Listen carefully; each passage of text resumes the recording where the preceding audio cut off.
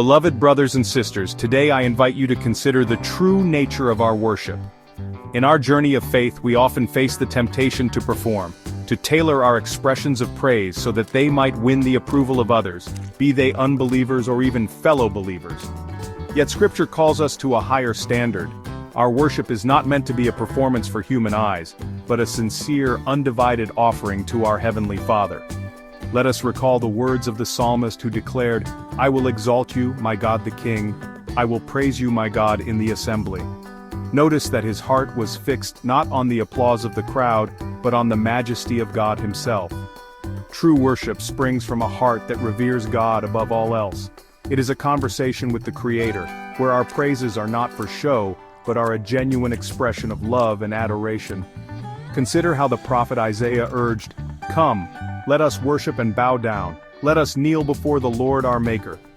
This invitation is a call to humility, a reminder that our worship is not about impressing those around us, but about humbly approaching the one who formed us. When we try to craft our worship to please people, whether they be skeptics or fellow believers, we risk compromising its purity. Our focus must remain on God alone.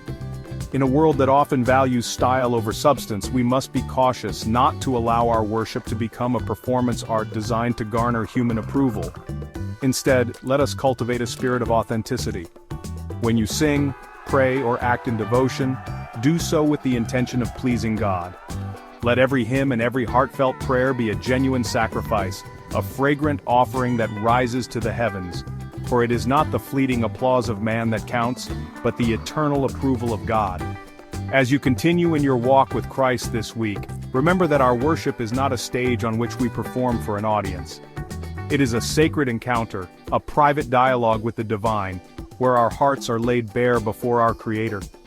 Worship that is truly pleasing to God is marked by sincerity, humility, and a deep desire to honor Him above all else. So let us strive to offer up our worship as an act of pure devotion, an offering that seeks not to please the unbeliever or even our fellow believers, but solely to please our Lord and Savior. May our lives be a continuous hymn of praise to Him who is worthy of all glory. Amen.